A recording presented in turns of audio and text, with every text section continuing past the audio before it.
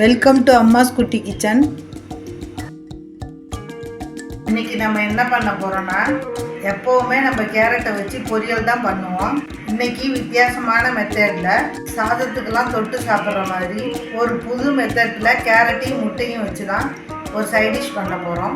வாங்க அது எப்படி செய்யறதுன்னு பார்க்கலாம். முட்டை கேரட் அடை பண்ணுறதுக்கு ஒரு கேரட்டை துருவி எடுத்துக்கலாம்.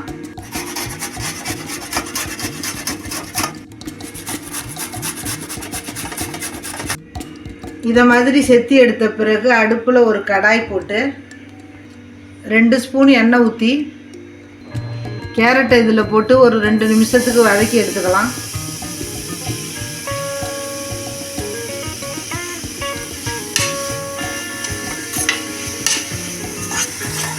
துருவி போட்டிருக்கிறதுனால சீக்கிரமாக வெந்துடும்.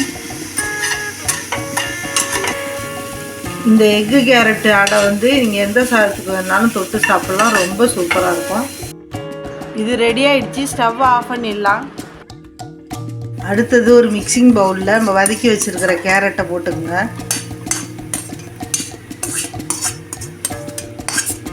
இதில் 2 முட்டையை உடச்சி ஊற்றிக்கலாம்.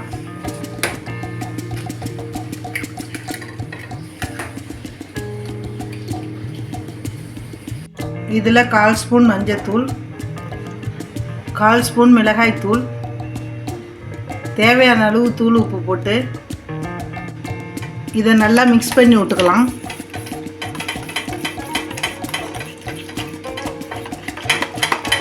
அடுத்தது அடுப்பில் ஒரு தவா போட்டு 1 ஸ்பூன் எண்ணெய் ஊற்றி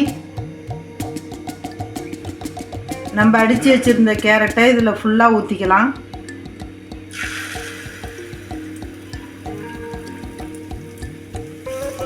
நல்லா அடை மாதிரி தட்டி விட்டுடுங்க.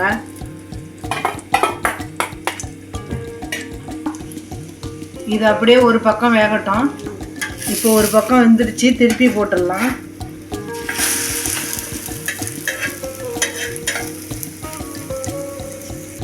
இன்னொரு பக்கமும் வேகட்டும். இன்னைக்கான விடுகதை என்னன்னா, இடி இடிக்கும், மின்னல் மின்னும், மழை பெய்யாது. அது என்ன? திரும்பவும் சொல்கிறேன். இடி இடிக்கும், மின்னல் மின்னும், மழை பெய்யாது. அது என்ன?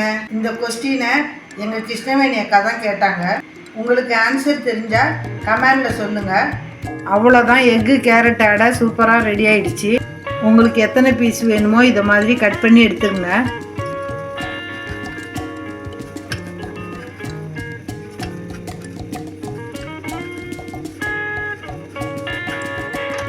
இது மாதிரி செஞ்சு வச்சிட்டிங்கன்னா சாதத்துக்கும் சாப்பிட்டுக்கலாம், ஸ்நாக்ஸாகவும் சாப்பிட்டுக்கலாம்.